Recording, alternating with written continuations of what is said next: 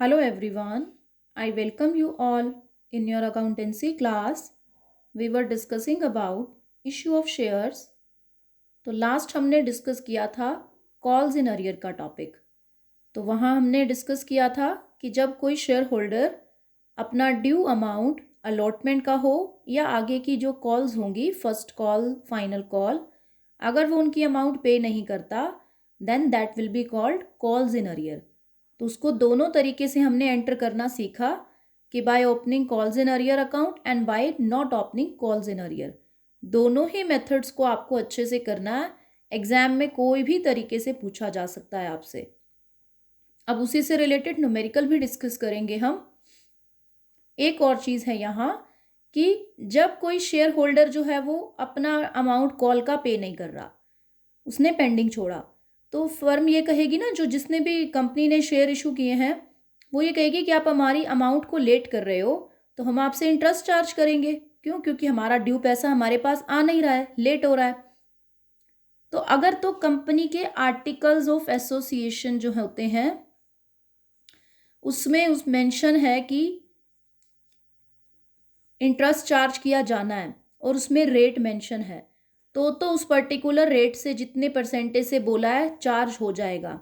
अगर वो साइलेंट है तो उस टाइम पर क्या होगा कि हमारी जो हम टेबल एफ लागू कर देते हैं ना, जिन भी केसेस में कंपनी का आर्टिकल ऑफ एसोसिएशन साइलेंट होता है तो उस टाइम पे टेबल एफ लागू हो जाती है।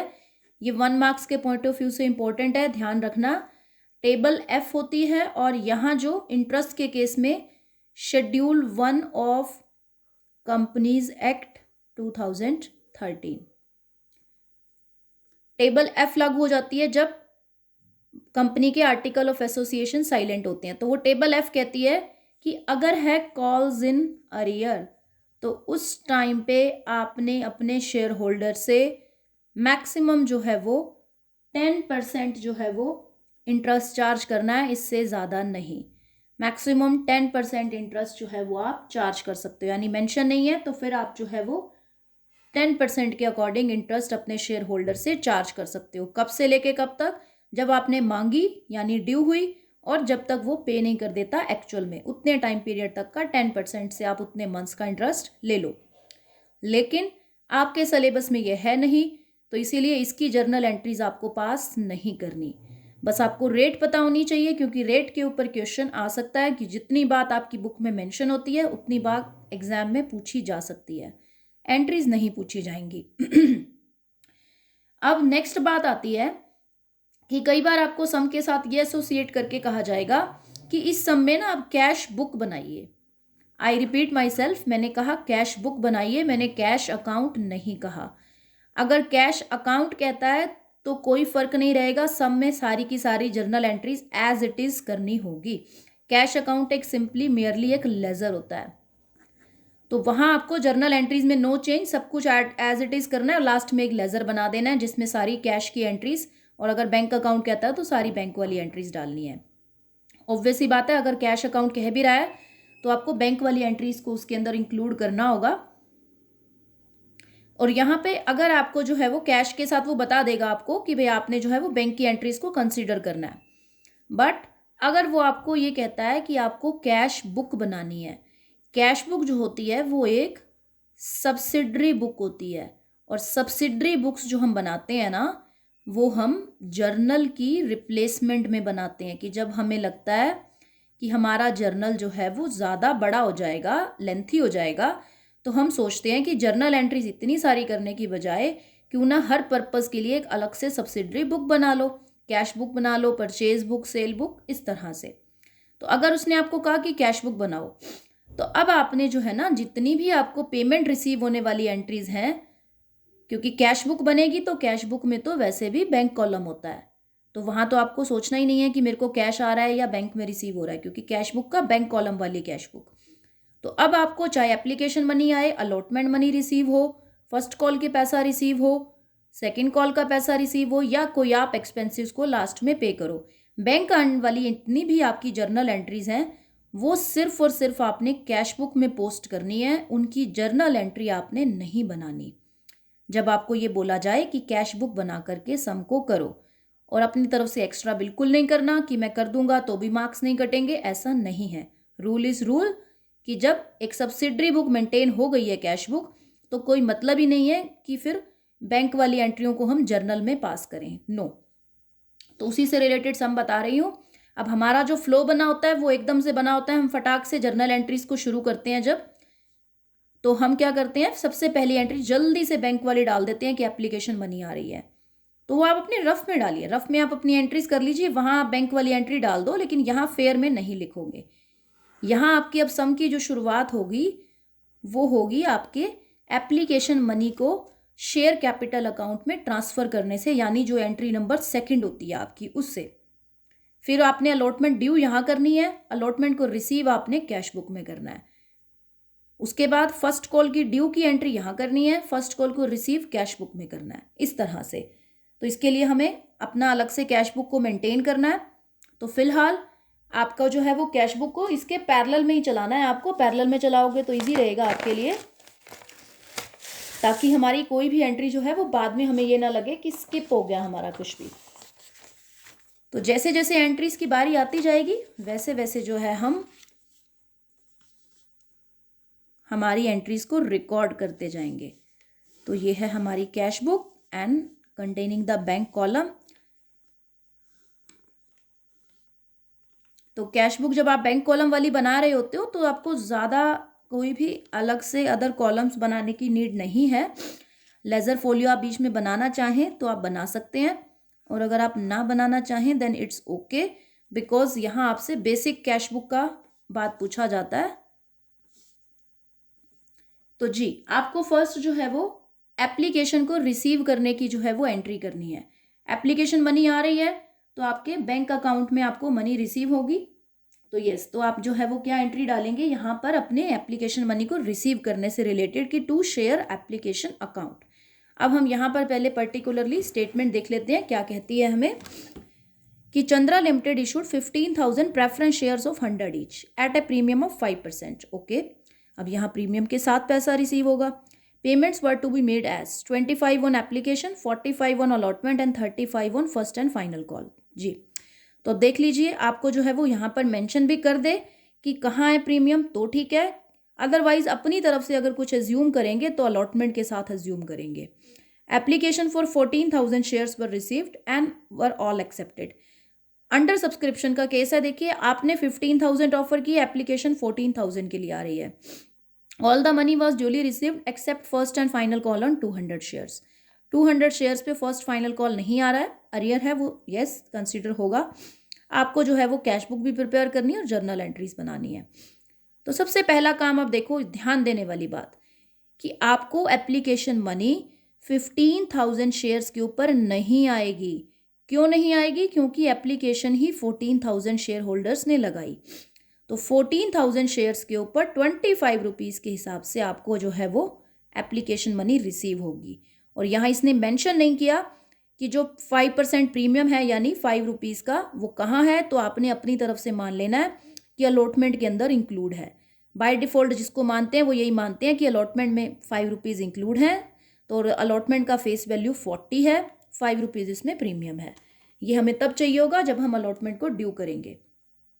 तो यहाँ एंट्री कर दो to preference share application account, और अमाउंट आपको रिसीव कितना होगा आपको यहाँ तो नरेशन नहीं देनी है, आप नॉर्मली वैसे अपना कैलकुलेट कीजिए कि 14,000 शेयर्स के ऊपर आपको 25 रुपीज़ के हिसाब से 3,50,000 रुपीज़ रिसीव होंगे। अब अपनी ये एंट्री हो गई। अब अपने को जो है वो एप्लीकेशन मनी को जो है वो क्या करना है, ट्रांसफ़र करना है शेयर कैपिटल अकाउंट में। तो उस एंट्री पे आ जाओ, preference share application account debit to preference share capital account. तो यहाँ कोई एक्स्ट्रा आपको पैसा है नहीं, कोई एडजस्टमेंट नहीं, कोई वापसी नहीं, बस सारा का सारा आपका जो है वो ट्रांसफ़र हो जाएगा शेयर कैपिटल अकाउंट में। अब अगली एंट्री यही होगी, हमें करनी है अलॉटमेंट ड्यू। तो आप अलॉटमेंट ड्यू की करोगे, preference share allotment account debit to preference share capital account and to.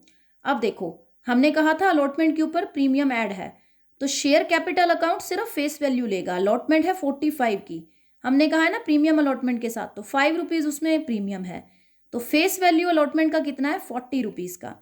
तो यहाँ शेयर कैपिटल अकाउंट में 40 के हिसाब से जाएंगे और बाकी का जो 5 रुपीज़ है वो security premium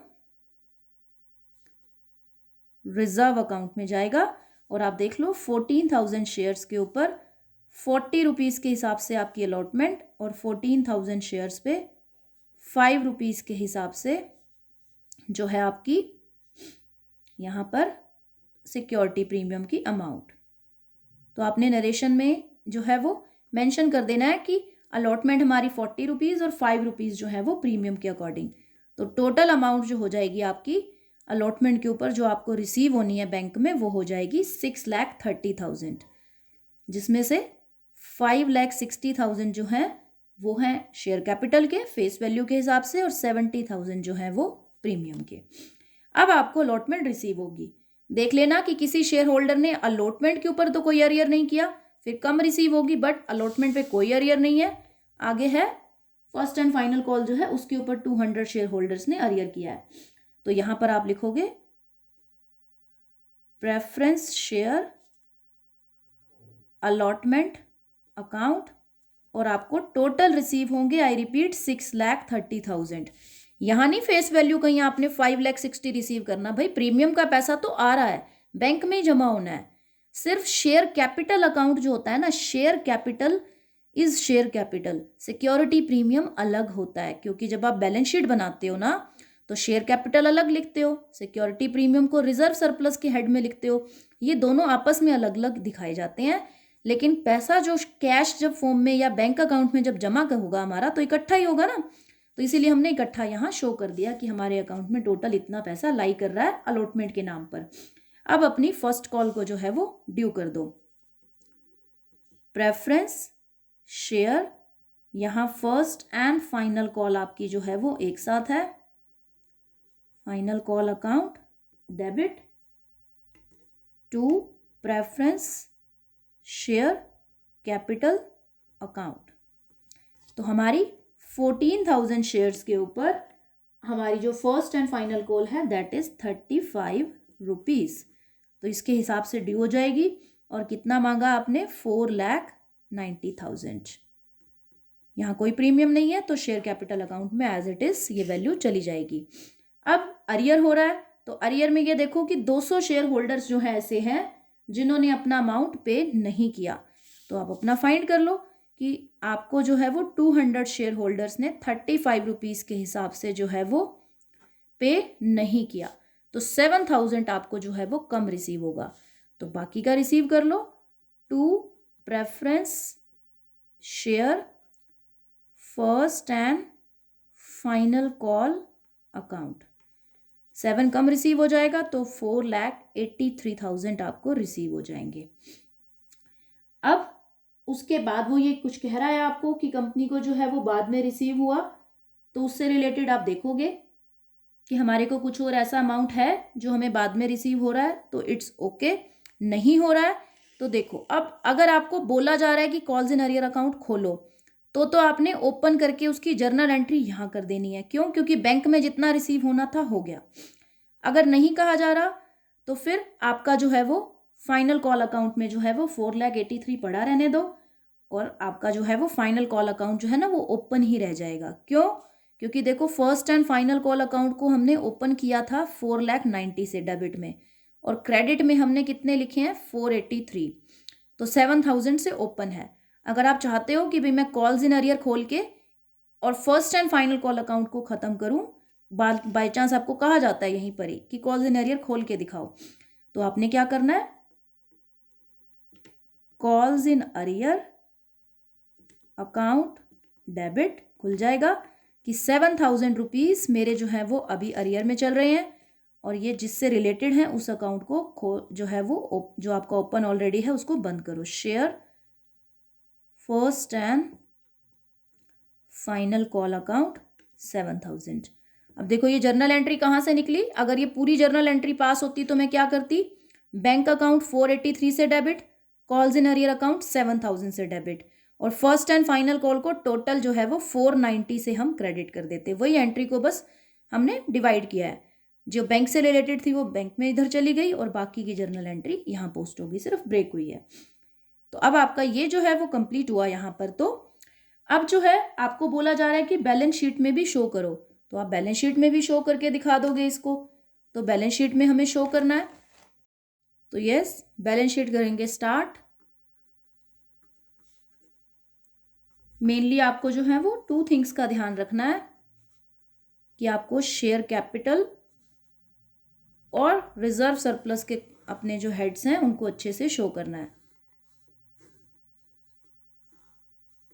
current year, previous year, और ये आपका सबसे मेन कॉलम है नोट नंबर का। Notes to account balance sheet के साथ हमेशा अटैच रहेंगे क्योंकि वो ही एक्सप्लेन करेंगे बाकी की सब चीज़ों को। पर्टिकुलर्स, तो यस यहाँ आपका जो फर्स्ट हेड था वो है इक्विटी एंड लाइबिलिटीज। ये हेड्स को अच्छे से बनाना है। यहाँ पर अगर हमने गलती की तो मार्क्स कटेंगे क्योंकि बैलेंस शीट पूछा गया है हमसे। शेयर होल्डर फंड्स, ये हेड सब हेड अच्छे से दिखाने हैं आपने। अब नंबर 1 क्या है मेरे पास, शेयर कैपिटल, और बी पर क्या है मेरे पास, रिजर्व एंड सरप्लस। सरप्लस में प्रॉफिट आते हैं, रिजर्व के अंदर जो सिक्योरिटी प्रीमियम रिजर्व मेरा क्रिएट होता है वो आता है। तो देखो यहाँ पर शेयर कैपिटल को दो कि मैं नोट नंबर 1 में इसको मैंने एक्सप्लेन किया है, और रिजर्व सरप्लस को बताओ कि भाई रिजर्व सरप्लस में क्या है, एग्जैक्टली सिक्योरिटी प्रीमियम है, प्रॉफिट है, किसकी अमाउंट में यहाँ लिख रहा हूँ। आपने सिक्योरिटी प्रीमियम के नाम पे 70,000 रिसीव तो कर लिया, बट ये किस चीज़ के हैं 70,000 वो हम नोट्स टू अकाउंट में बताएंगे कि भाई मेरे सिक्योरिटी प्रीमियम के हैं या प्रॉफिट लॉस के हैं। वहाँ आप लिख दोगे रिजर्व सरप्लस, नीचे लिख दोगे सिक्योरिटी प्रीमियम, तो शो हो जाएगा कि सिक्योरिटी प्रीमियम के नाम से ये अमाउंट आई थी। अब बात आती है शेयर कैपिटल की। तो शेयर कैपिटल के लिए तो नोट्स टू अकाउंट आपका बिल्कुल अच्छे से बनेगा, जहां आप अपनी सबसे पहले तो ये दिखाओगे कि इशूड कैपिटल कितनी थी, फिर सब्सक्राइब्ड कितनी थी, उसके बाद अरियर वगैरह कितने थे, तो वहीं से अमाउंट निकल करके आएगी और उसको यहाँ फिल करना है। अभी आपको नहीं मालूम, अभी अगर पता करना है तो शेयर कैपिटल अकाउंट को जोड़ते जाओ सारा, कि एप्लीकेशन के टाइम कितने थे शेयर कैपिटल में, फिर अलॉटमेंट्स के थ्रू कितने आए, वो सारा जोड़ते जाओ तब मिलेगा आपको। तो उससे बेटर कि नोट्स टू अकाउंट ही देख लो ध्यान से। तो नोट्स टू अकाउंट में अब आपने जो है वो शो करना है अपनी शेयर कैपिटल को। तो शेयर कैपिटल में देखो आपको ऑथोराइज तो देखो स्पेसिफिकली कोई मेंशन है नहीं, आप बस ऑथोराइज लिख के डैश कर सकते हो। आपको बेसिकली इशूड पता है कि जो इशूड थी ना वो मेरी अलग थी। 15,000 शेयर्स जो है मेरे एट द रेट जो है वो 100 वाले कंपनी ने जो है वो इशू किए थे मार्केट में। तो रुपए कितने हो गए आपके 15 लाख। देन फिर अब लोगों ने जो सब्सक्राइब किया, सब्सक्राइब में भी 2 पार्ट में बढ़ गया। या तो होता ना ओनली सब्सक्राइब्ड शेयर्स, तो सीधा लिख के ख़त्म करते भी सब्सक्राइब जो है 14 लाख हैं। लेकिन यहाँ क्या हुआ, कुछ लोगों ने पैसा नहीं दिया, तो subscribed and fully paid up तो अलग रह गए और नॉट फुली पेड अप वाले अलग रह गए। तो फुली पेड अप में कौन से आएंगे, देखो 14,000 के लिए आपके पास टोटल सब्सक्रिप्शन आया था, और फुली पेड अप उसमें से कितने हैं, 200 को छोड़ दो, बाकी सारे ने सब कुछ दिया है। तो 13,800 एट द रेट 100 रुपीज़ से ये तो हो गए subscribed and fully paid up वाले। अब आ गए subscribed and not fully paid up वाले। अब नॉट फुली पेड अप वाले क्या हैं, 200 शेयर होल्डर्स हैं, 100 रुपीज़ के शेयर की वैल्यू है। तो यहाँ अपने पास आ गया 20,000 ऐसे हैं जिन्होंने पैसा दिया नहीं, लेकिन उन्होंने ये नहीं है कि सारा ही गायब कर दिया, उन्होंने कुछ पार्ट नहीं दिया। तो जो पार्ट अरियर में रहता है ना, उस पार्ट को आपने लेस कर देना होता है, जिससे आपको पता चल जाता है कि रिसीव कितना हुआ। तो कॉल्स इन अरियर, अब अरियर अकाउंट खोलने का फायदा क्या होता है कि ना अपने को सीधा सीधा पता होता है भी कॉल्स इन अरियर में 7,000 पड़ा है तो वही अरियर में चल रहा है। तो यहाँ आपको 13,000 रुपीज़ जो है वो रिसीव हो चुके हैं। तो ये subscribed and not fully paid up का वो हिस्सा जो रिसीव हो गया है, उसको मैं फुली पेड अप में ऐड करूँगी। ऑब्वियसली बात है, लॉजिकल, ये सारा रिसीव है और इसमें से जितना रिसीव हो चुका है वो इसमें ऐड कर दिया। अब कोई फोर फीचर का पैसा पड़ा है तो वो भी ऐड कर दोगे, नहीं है तो बस ये टोटल ले लो। अब आपकी जो सब्सक्राइब्ड कैपिटल है बेसिकली वो बन जाएगी 13,93,000 और ये आपकी फाइनल कैपिटल है जिसको आपने यहाँ पोस्ट करना है 13,93,000। इफ फोर फीचर का होता तो इसको भी ऐड करते आप। अब यहाँ लिखो रिजर्व एंड सरप्लस और इसमें मेंशन कर दो कि भाई ये जो मेरा पैसा है ना नोट नंबर 2 के थ्रू, वो मेरा जो है वो सिक्योरिटी प्रीमियम का है, सिक्योरिटी प्रीमियम रिजर्व अकाउंट, और यहाँ आपके पास है 70,000 रुपीज़। तो 70,000 आपने मेंशन कर दिया। अब आप लास्ट इसमें कॉलम मेंशन कर दो कैश एट बैंक का, और कैश एट बैंक में अपनी कैश बुक का टोटल करो। कैश बुक का जो टोटल आएगा वो वही आएगा जो इन दोनों आइटम्स का आपका टोटल बन रहा है 14,63,000। तो यहाँ भी मेंशन कर दो 14,63,000 और यहाँ भी अपनी आप जो है वो कैश एट बैंक दिखा दो 14,63,000। तो दैट्स ऑल। वैसे आपका शेयर कैपिटल का टॉपिक मेन है जो आपको बैलेंस शीट में शो करना होता है, लेकिन फिर भी अगर आपसे फुल बैलेंस शीट पूछी जाए तो आपने इसमें कैश भी शो कर देना है टोटल करके कैश अकाउंट को, और वो लाइबिलिटी साइड से मैच होगा हमेशा, जितना यहाँ आ रहा है टोटल उतना ही मिलेगा आपको। तो that's all for today, thank you so much.